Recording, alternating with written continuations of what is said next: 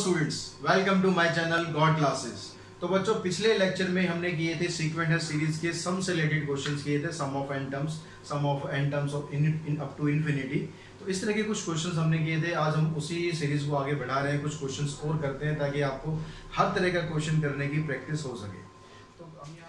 तो बच्चों यहाँ देखो, क्वेश्चन नंबर 6 का आपको फर्स्ट पार्ट दिया हुआ है, the second term of GP is 2 and sum to infinity is 8। यानी सेकंड टर्म का मतलब हो गया आपके पास, सेकंड टर्म आपको 2 दी हुई है, that means a r equals to 2। अब यहाँ से आर या ए जिसकी वैल्यू की जरूरत होगी वो हम निकाल लेंगे। उससे आगे देखते हैं हम, कहता है sum to infinity. Sum to infinity मतलब एस इन्फिनिटी आपको दिया हुआ है 8। इसका फार्मूला आप यूज करेंगे, ए अपॉन में 1 माइनस आर इक्वल्स टू 8। अब कहता है फाइंड द फर्स्ट टर्म। पहली टर्म आपको फाइंड करनी है। पहली टर्म फाइंड कैसे करेंगे, उसके लिए आप यहाँ से आर की वैल्यू निकाल दें 2 अपॉन ए, और इस वैल्यू को आप यहाँ पर पुट कर दें। ये आपके पास फर्स्ट बन गई, ये सेकंड बन गई। Put the value of r, put the value of r in second. तो यहाँ पर देखो a अपॉन में 1 माइनस आर की जगह आ गया 2 अपॉन ए इक्वल्स टू में 8। इसका आप एलसीएम लें, एलसीएम लेंगे, यहाँ पर a एलसीएम आ गया, इधर a माइनस 2 इक्वल्स टू 8। इस a को अगर आप ऊपर शिफ्ट करेंगे तो यहाँ पर ये बन जाएगा a स्क्वायर, ये बन जाएगा आपके पास a square equals to upon में a माइनस 2 इक्वल्स टू 8। इसको अब यहाँ क्रॉस मल्टीप्लाई करें, a square equals to 8a minus 16। अब यहाँ पर ये जो इक्वेशन आपको नजर आ रही है, किस तरह की इक्वेशन हो सकती है, अगर आप इसको इस साइड ले आएंगे तो ये बन गया a square minus 8a plus 16 equals to 0। अब इसमें या तो आप स्प्लिटिंग मिडिल टर्म कर दें, या सीधा सीधा आइडेंटिटी बन रही है a माइनस 4 का होल स्क्वायर, यानी a minus 4 equals to 0, that means a की वैल्यू आ जाएगी 4। तो फर्स्ट टर्म आ गया इसमें आपकी 4। इसी क्वेश्चन का अगर हम सेकंड पार्ट देखते हैं, बड़ा इंटरेस्टिंग क्वेश्चन है। सेकंड पार्ट इसका जो दिया हुआ है आपको, उसको समझना अच्छे तरीके से, क्योंकि बहुत अच्छा क्वेश्चन है और बहुत लॉजिकल क्वेश्चन है। तो यहाँ सेकंड पार्ट में आपको क्या बोलता है, कहता है if the sum of the first term of infinite GP is 1। First term आपको दे रखी है यहाँ पर 1, ठीक है। एंड बोलता है and any term is equal to sum of all the succeeding terms. क्या बोल रहे हैं यहाँ पर, any term is equals to sum of all succeeding terms. ये आपको क्वेश्चन के अंदर दिया हुआ है और फाइंड करना है इसमें फिर आपको जीपी। तो यहाँ से जो लाइन दी हुई है इसको जरा ध्यान से समझो आप। एक हम सीरीज लिख लेते हैं यहाँ पर। पहली टर्म आ गई आपके पास a1, फिर a2, a3 up to an। अगर मैं इस सीरीज को और आगे बढ़ाऊंगा तो अगली टर्म क्या आ जाएगी, an+1, an+2। अब क्योंकि ये सीरीज जो इनफाइनाइट है तो इनफाइनाइट तक हम लेके जाते हैं। अब ये कह रहा है कि यहाँ पर एनी टर्म यानी कोई सी भी टर्म ले ली, तो कोई सी भी टर्म हम यहाँ पर क्या ले लेते हैं, हम an ले लेते हैं। an किसके बराबर है, इसको आप ध्यान से समझो कि an की वैल्यू आपको क्या लेनी है। an कह रहा है किसके बराबर है, equals to sum of all succeeding terms, यानी इसके बाद जो टर्म्स आने वाली हैं उन सबके सम के बराबर है। यानी जो an की वैल्यू है यहां से लेकर यहां जितनी भी टर्म्स हैं उन सबके सम के बराबर है। अब इस सम को आप देखो लिखोगे कैसे, क्योंकि जब भी आप कोई फार्मूला लगाते हो सीरीज का, वो क्या होता है, सम ऑफ फर्स्ट एन टर्म्स। यानी वो सीरीज जो है आपकी स्टार्टिंग से होनी चाहिए, बीच में से आप कहीं से भी सम नहीं निकाल सकते। तो अगर आपसे बीच में से सम निकालना हो तो क्या तरीका होगा, आप यहां से लेकर यहां तक पूरा का सम निकाल लो। ये पूरा का सम क्या हो जाएगा, सम ऑफ इन्फिनिटी, ठीक है, क्योंकि इन्फिनिटी सीरीज है, जितने मर्जी चलाते जाओ। तो यह इन्फिनिटी का सम आ गया। इसमें से आपको क्या करना है, यहां तक का सम माइनस कर देना है। कहां तक का, nth टर्म तक का सम माइनस कर देना है, यानी आ गया Sn। जब इस पूरे में से आप ये वाला हिस्सा माइनस कर दोगे तो आपके पास क्या बचेगा, आगे की जो टर्म्स आ रही है उन्हीं का तो सम बचेगा ना। तो यहाँ पर ये चीज समझनी बड़ी जरूरी है, यहाँ पर आपको ये किस तरह से एक्सप्रेस करना है। क्लियर होगी बात यहाँ पर। अब यहाँ पर देखो an का फार्मूला पुट कर दो, ar⁻n-1। इन्फिनिटी का फार्मूला ये आ गया, Sn का फार्मूला आ गया 1 minus Rn divided by 1 minus R। अब इसको आपको सिंप्लीफाई करना है। पहले हम राइट हैंड साइड को सिंप्लीफाई करते हैं। यहाँ से देखो a अपॉन में 1 माइनस R, इसकी ब्रैकेट को हम ओपन कर लेते हैं। यहाँ से -a को इससे मल्टीप्लाई किया तो -a अपॉन में 1 माइनस R आ गया। फिर इससे मल्टीप्लाई करेंगे तो आ जाएगा ए आर एन अपॉन में 1 माइनस आर। इस 1 माइनस आर को हमने दोनों के साथ अलग अलग कर दिया जैसे फॉर्मूले में हमने समझा था। ये वाली टर्म इससे कैंसिल हो गई। अब आपके पास यहाँ पर जो बचा है इसको आप ऐसे लिख सकते हो आर की power n divided by r, फिर वही लॉज ऑफ एक्सपोनेंट आप यहाँ यूज कर लो। इधर क्या आ गया आपके पास a r raise to power n upon में 1 माइनस आर। तो यहाँ से देखो ए से ए कैंसिल, आर की पावर एन से आर की power n cancel, cross multiply करेंगे तो 1 minus r equals to r आ गया। इस आर को आप उधर ले जाएंगे 1 इक्वल्स टू 2 आर, यानी आर की वैल्यू आ गई 1/2। तो जीपी आपकी क्या बन जाएगी, जीपी बनेगी, पहली टर्म आपको दे रखी थी 1, फिर उसमें आर आप मल्टीप्लाई करेंगे, आर कितना है 1/2, तो यहाँ पर अगली टर्म 1/2 आएगी, इससे मल्टीप्लाई करेंगे, फिर 1/2 से मल्टीप्लाई करोगे तो आ जाएगा 1/4, 1/8, इस तरह से ये सीरीज चलती जाएगी और आपकी ये जीपी बन जाएगी। तो आज हम यहाँ पर आज क्वेश्चन नंबर 7 से स्टार्ट कर रहे हैं, जो कि हम आर्य पब्लिकेशन की बुक से ले रहे हैं। बाकी बुक आपके पास कोई भी हो, कोई चिंता की बात नहीं है। तो यहाँ पर आपको इसको इवेल्युएट करना है। अब इसको इवेल्युएट करना है, ये इस तरह से जा रहा है 3 की पावर पहले 1 है, फिर हाफ है, फिर 1/4, इस तरह से अप टू इन्फिनिटी जा रही है। तो इसको जब हम इवेल्युएट करेंगे तो यहाँ पर क्या है, पहले आप लगा दो law of exponent. Law of exponent के अकॉर्डिंग क्या होगा, यहाँ पर बेस सबका सेम है तो 3 की जो पावर है वो ऐड हो जाएगी, प्लस में 1/4 प्लस में 1/8 अप टू इन्फिनिटी। अब यहाँ जो पावर आ रही है उस पावर का सम क्या होगा, बस वो आपको सॉल्व कर लेना है और उससे आप इवेल्युएट कर पाएंगे। अब पावर जो आपके पास यहाँ पर आ रही है उसमें देखिए जो सीक्वेंस जो बन रहा है यहाँ पर, ये जीपी का सीक्वेंस बन रहा है। तो जीपी में जो पहली टर्म आपको मिल रही है यहाँ पर वो 1 है, और आर की जो वैल्यू मिलेगी 1/2 का 1 से डिवाइड करेंगे, आर की वैल्यू 1/2 आ गई। अब क्योंकि ये जो सीक्वेंस है इन्फिनिटी तक जा रहा है तो इसमें सम ऑफ इन्फिनिटी का आपको फार्मूला यूज करना है, जो पिछले वीडियो में हमने डिस्कस किया था, ए अपॉन में 1 माइनस आर। तो हमने यहाँ पर ये फार्मूला लगाया, ए की वैल्यू आ गई आपके पास 1 अपॉन में 1 माइनस आर, आर की वैल्यू ये आ गई। इसको आप सिंप्लीफाई करें एलसीएम लेके तो नीचे आ जाएगा ये हाफ, 1 में से हाफ माइनस करेंगे, हाफ आ गया। इसको आप ऊपर लेके जाएंगे तो बन जाएगा 3 की पावर 2, 3 की पावर 2 मतलब आंसर आ जाएगा इसमें आपका 9। बहुत इजी था, क्वेश्चन देखने में मुश्किल लग रहा था, लेकिन अगर आपको कंसेप्ट पता है तो डेफिनेटली आपको कोई प्रॉब्लम उसमें नहीं होगी। नेक्स्ट क्वेश्चन पे चलते हैं। क्वेश्चन नंबर 8 आपको दिया हुआ है, उस क्वेश्चन में क्या कहता है ये, तो उस क्वेश्चन में आपको बोला जा रहा है कि find the first term of GP whose common ratio is 3। Question number 8 की हम बात करते हैं। फर्स्ट टर्म आपको फाइंड करनी है, कॉमन रेशियो आपको 3 दी हुई है, और उसके बाद कहता है कि last term is 486, last term या एल या ए एन किसी से भी आप डिनोट कर दो 486, and sum of whose terms is 728, और एस एन आपको दिया हुआ है 728। आपको ए की वैल्यू फाइंड करनी है। अगर आपने पिछला वीडियो ध्यान से देखा होगा तो उसमें मैंने एस एन का एक फार्मूला और बताया था, तो यूजुअल आप फार्मूला यूज करते हैं, एस एन का ये वाला फार्मूला यूज करते हैं, ए 1 माइनस आर एन अपॉन में 1 माइनस आर, या फिर इसमें से माइनस कॉमन निकाल के वो यूज करते हैं। लेकिन इसके अलावा हमने एस एन का एक फार्मूला और पिछली क्लास में डिस्कस किया था। क्या फार्मूला था वो, ए माइनस एल इंटू में आर अपॉन में 1 माइनस आर। तो वीडियो अगर आपने ध्यान से देखा तो एक क्वेश्चन हमने किया था, उसमें अब मैंने आपको ये फार्मूला समझाया था। तो यही फार्मूला अब यहाँ पर आप लगा दें, क्योंकि एस एन आपको दिया हुआ है 728, ए आपको फाइंड करना है, एल की वैल्यू आपको दे रखी है 486, आर भी आपको दिया हुआ है 3, यहाँ से आ गया 1 माइनस में 3। तो इसको आप सिंप्लीफाई करें, 728 ए माइनस 3 से इसको मल्टीप्लाई किया, 3 6 18, 3 8 24 और 1 25, 3 4 12 और 2 14 डिवाइडेड बाय -2। इस -2 को यहाँ क्रॉस मल्टीप्लाई कर देते हैं तो कितना आ जाएगा, 2 8 16, 2 2 4 5, 2 7 14, माइनस में आएगा, ये आ गया -1458। इसको आप इधर ले आओ तो -1456 प्लस 1458, इसको आप सिंप्लीफाई करेंगे तो ए की वैल्यू आपको मिल जाएगी 2।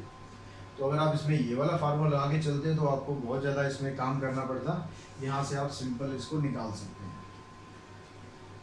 क्वेश्चन नंबर 9 की बात करते हैं। क्वेश्चन नंबर 9 में आपको क्या दिया हुआ है उसको ध्यान से समझो। 9th में क्या कहता है, the first term of GP is 5। First term of GP मतलब ए की वैल्यू आपको दी हुई है 5, and the sum of first 3 terms is 31/5।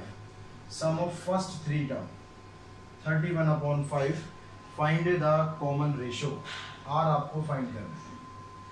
अब यहाँ पर जब आप एस एन का फार्मूला यूज करेंगे, एस एन का फार्मूला हो गया a r n minus one upon में आर माइनस वन। अब क्योंकि एन की वैल्यू आपको यहाँ पर 3 दी हुई है, तो अगर आप यहाँ एन की वैल्यू 3 यूज करते हैं तो ए की वैल्यू होगी आपके पास 5, आर की वैल्यू आपको फाइंड करनी है, एन की वैल्यू 3 माइनस 1 आर माइनस 1।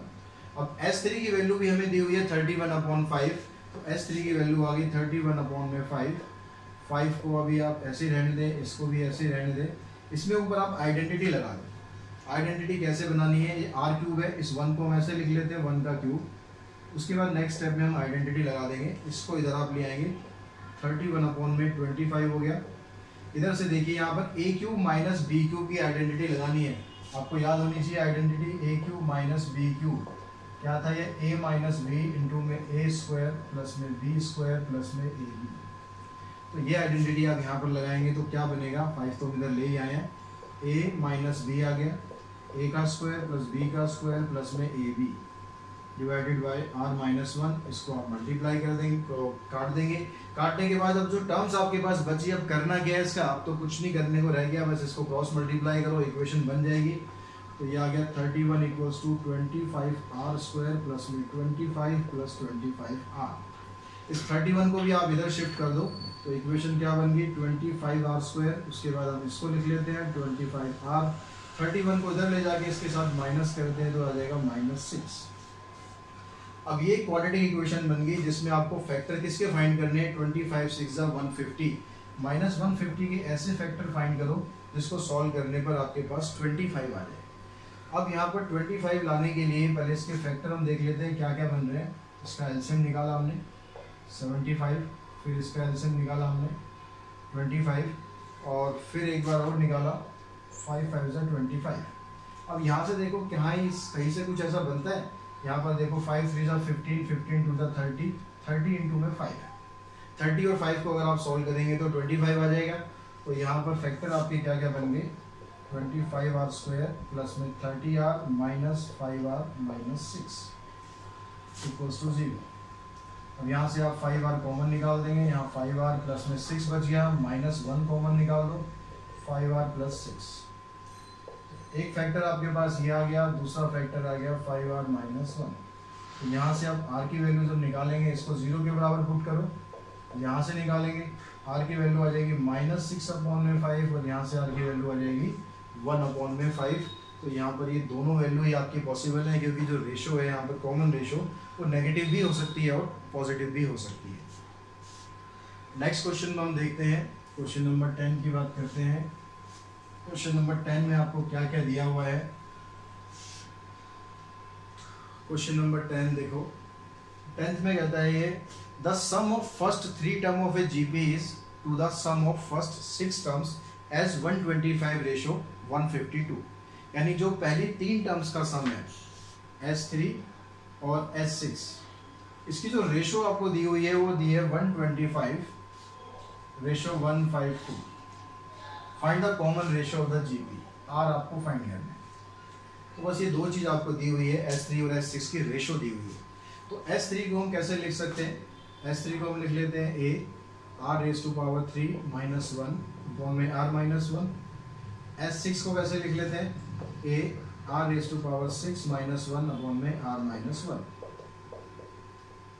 ये आपको रेशो यहाँ पर दी हुई है, a से a कैंसिल हो गया, इससे ये कैंसिल हो गया, तो ऊपर r³ माइनस 1 है, नीचे जो r⁻6 है उसको हम ऐसे भी तो लिख सकते हैं, r³ का स्क्वायर माइनस 1 को ऐसे लिख सकते हैं ना। ऐसे आइडेंटिटीज आपको यूज करनी है।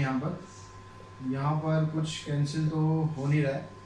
अब यहाँ पर देखो क्या करना है, ऊपर है r³ माइनस 1, इसको तो एज इट इज रखो, नीचे आपके पास a² माइनस b² की आइडेंटिटी आप बना दो। a² यानी a की वैल्यू यहाँ पर है r³, a minus b and a plus b। इसको आप सिंप्लीफाई करेंगे तो ये इससे हो गया कैंसिल। अब यहाँ फिर आप क्रॉस मल्टीप्लाई करें, r³ को इससे मल्टीप्लाई करेंगे तो आ जाएगा 125 r³ प्लस में 125, यहाँ पर 1 है, 1 को 152 से मल्टीप्लाई करेंगे, ये आ गया। इसको आप उधर ले जाके माइनस करें तो क्या आ जाएगा 125 आर क्यूब इक्वल्स टू 152 में से इसको माइनस किया 12 माइनस 5 7 4 माइनस 2 2। इसको आप इधर लेके जाओ, आर क्यूब आ गया 27 अपॉन में 125। अभी जो 27 अपॉन 125 है, क्या इसको आप ऐसे ही कुछ टर्म्स में लिख सकते हो तो इसकी पावर होल क्यूब आ जाए आपके पास? लिख सकते हैं। इसको कैसे लिखेंगे? इसको लिख लेते हैं आप 3, इसको लिख लेते हैं 5 और इसका होल क्यूब। अब 3 की पावर 3 करते हैं तो 27 आता है, 5 की पावर 3 करते हैं तो 125 आता है। तो यहाँ से आर की वैल्यू आ जाएगी 3/5। तो बच्चों क्वेश्चन नंबर 11 में आपको कहता है कि इवेल्युएट दिस। अब ये यहाँ पर क्या है, इसको समझो कि यहाँ पर क्या कर रहा है। ये जो समेशन है, समेशन हमने पहले भी डिस्कस किया। समेशन में हम क्या करते हैं कि कोई भी जो सीरीज होती है उसको इकट्ठा करके लिखने के लिए समेशन का यूज करते हैं। अब यहाँ पर इसने समेशन करके हमें दे रखा है, हमें इसको पहले एक्सपेंड करना है। एक्सपेंड करके हमें देखना है कि ये सीरीज किस तरह की बन रही है। अब एक्सपेंड कैसे करते हैं? एन की वैल्यू आपको बता रखी है, इसने 1 से लेकर 50 तक है। तो जब आप इसको इवेल्युएट करेंगे तो यहाँ पर जाएगा 2 की पावर 1 माइनस 1 प्लस, समेशन का मतलब है कि आपको प्लस करना है, उनका सम करना है। तो यह 2 की पावर 2 माइनस 1, इस तरह से आपको 2 की पावर 50 तक लेके जाना है। 2 की पावर 50 माइनस 1। अब यहाँ पर आप देखो जो 2 की पावर आ रही है वो सबको आपको इकट्ठा कर लेना है एक ही जगह, क्योंकि ये प्लस में है। प्लस में है तो आप इसको अलग अलग करके ऐसे लिख लो, 2 की पावर 2, 2 की पावर 3 अप टू 2 की पावर 50। इन सबको आपने इकट्ठा किया। अब जो ये माइनस वन आ रहा है, इसमें से आप माइनस कॉमन निकाल दो और 1 प्लस में 1 अप टू कितनी बार आ जाएगा? 50 बार आ जाएगा। अब यहाँ पर ये वाला जो पार्ट देखो, ये वाला पार्ट बन गया आपका जीपी। उस जीपी में ए की वैल्यू 2 है, आर की वैल्यू आप निकालोगे तो आर की वैल्यू भी 2 आएगी, क्योंकि आर की वैल्यू आएगी 4/2 यानी 2, और एन की वैल्यू आपको यहाँ दी हुई है 50। तो ये सब चीज़ें यूज करके आप इसका सम निकाल सकते हैं। तो यहाँ पर हम निकालते हैं कि एस एन का फार्मूला लगाया, ए आर एन माइनस 1 में आर माइनस 1। तो एन की जगह आपको रखना है यहाँ 50, तो ए की जगह आ गया 2 और आर की वैल्यू भी 2 ही है, तो 2 की पावर 50 माइनस 1 में 2 माइनस 1। अब नीचे 2 माइनस 1 करोगे 1 आएगा, नीचे 1 को लिखने की जरूरत है नहीं, इसको अंदर सिंप्लीफाई करोगे तो 2 की पावर 51 माइनस 2 ये आ गया। ये कौन सा पार्ट हुआ? ये सिर्फ ये वाला पार्ट हुआ है। अब ये वाला जो हिस्सा है इसमें देखो, इसमें तो क्या है माइनस 1 आ रहा है। कितनी बार आ रहा है? 50 बार आ रहा है। 50 बार आ रहा है तो इसका सम कितना हो जाएगा? इसका सम हो जाएगा -50। तो -2 और -50 को आप सॉल्व कर देंगे, 2 की पावर 51 माइनस 52। ठीक है, ये इसका सम है, ये चीज़ ध्यान रखना। ये वाला जो हिस्सा है ये इसका सम था। इस तरह से इन दोनों का सम आप निकाल देंगे। 2 की पावर 51 को फिर सॉल्व करना है, मत बैठ जाना, सॉल्व आप कर ही नहीं पाओगे, लिखते रह जाओगे। क्वेश्चन नंबर 12 की हम बात करते हैं। क्वेश्चन नंबर 12 में आपको क्या दिया हुआ है? 12th में कहता है find the sum to n term of series whose mth term is, mth term आपको दिए, mth टर्म का मतलब am आपको दिया हुआ है 2m प्लस में 2m। ये एक सीरीज दी हुई है जिसकी आपको mth टर्म दी हुई है, आपको इसका सम फाइंड करना है। अब इसका सम फाइंड करने के लिए भी हम यहाँ पर क्या करते हैं, पहले सीक्वेंस बना के देखते हैं क्या सीक्वेंस बन रहा है। m की जगह पहले हमने 1 पुट किया, a1 आ गया 2 की पावर 1 प्लस में 2 इंटू 1, तो ये हो गया 2 की पावर 1 प्लस में 2। अभी इसको हम ऐसे रखते हैं, बाद में जरूरत पड़ेगी तो इसको प्लस कर लेंगे। a की पावर 2 करेंगे हम, 2 की पावर 2 प्लस में 2 इंटू में 2, तो ये आ जाएगा 4 प्लस में 4। फिर a की पावर 3 करेंगे हम यहाँ पर, 2 की पावर 3 प्लस में 2 इंटू 3, तो ये आ जाएगा यहाँ पर 8 प्लस में 6। तो इस तरह से आपके पास सम आ रहा है। तो यहाँ पर जब हम इसका सम करेंगे, सम कहाँ तक करना है आपको? सम ऑफ n टर्म्स निकालना है। तो सम ऑफ n टर्म्स निकालने के लिए हम क्या करते हैं, इनको प्लस कर देते हैं, a1 plus a2 plus a3 up to n terms. अब यहाँ पर आपको इनको ऐड अगर करोगे, अगर देखो मैं इनको ऐड कर देता हूँ, ऐड करके क्या बना आपके पास, यहाँ पर 4, यहाँ पर 8, यहाँ पर 14। अब यहाँ से कोई सीरीज बन रही है ये, देखो 4 के बाद यहाँ 4 ऐड हो रहा है, 8 हो गया। फिर 8 के बाद अगर 4 ऐड कर दे तो 12 होना चाहिए, लेकिन 14 आ रहा है, मतलब ये AP तो नहीं है। अगर आप GP बनाओगे तो 4 का डबल किया 8, 8 का डबल किया 16, तो 16 होना चाहिए, तो ये GP भी नहीं है। तो इसलिए आपको इनको ऐड करने का कोई फायदा नहीं है। आप इसको एज इट इज लिखो। ये मैंने आपको समझाने के लिए लिखा कि अगर आप इसको ऐसे लिख देते हो फिर आप सोचो यार इसको प्लस कैसे करें, कुछ तो बन ही नहीं रहा। तो बनेगा भी नहीं कुछ। तो इसलिए हमें क्या करना है, a1 की जगह आपको ये लिखना है, a1 की जगह आपको क्या लिखना है, 2 की पावर 1 इंटू में 2, ठीक है, ये हो गया a1। फिर a2 को लिखना है 2 की पावर 2 प्लस में 2 इंटू में 2। फिर a3 आ गया आपके पास 2 की पावर 3 प्लस में 2 इंटू में 3 अप टू n टर्म्स। अब इसमें जैसे पिछले क्वेश्चन में हमने इनको अलग अलग किया, अब फिर से आप इनको अलग अलग कर दो, 2 की पावर 1, 2 की पावर 2, 2 की power 3 up to n terms, plus में जो ये वाली टर्म बच रही है 2, 2 इंटू में 2, 2 इंटू में 3, इसमें से 2 देखो कॉमन आ रहा है, 2 हर जगह आएगा, तो उस 2 को आप कॉमन निकाल दो, बचा क्या यहाँ से 1 बच गया, 1 plus 2 plus 3 up to n terms. अब ये एक अलग सीक्वेंस है, ये जीपी बन गया और ये एपी बन गया, तो जीपी एपी दोनों का फार्मूला आप यहाँ पर लगा सकते हो। तो जीपी का फार्मूला यहाँ पर लगाओगे, ए की वैल्यू भी 2 है, आर की वैल्यू भी 2 है, पावर इसकी n रहेगी डिवाइडेड बाय 2 माइनस 1, प्लस यहाँ पर देखो ये 2 मल्टीप्लाई हो रहा है, और यहाँ पर अगर आप एपी का सम लगाओगे तो एपी का सम होता है n बाई 2, 2 इंटू में a n माइनस 1, और d की वैल्यू भी यहाँ पर है 1। तो दोनों में हमने यहाँ पर जीपी बन रही थी, यहाँ पर एपी बन रही थी, इकट्ठा कर देते तो अब कुछ नहीं बनता।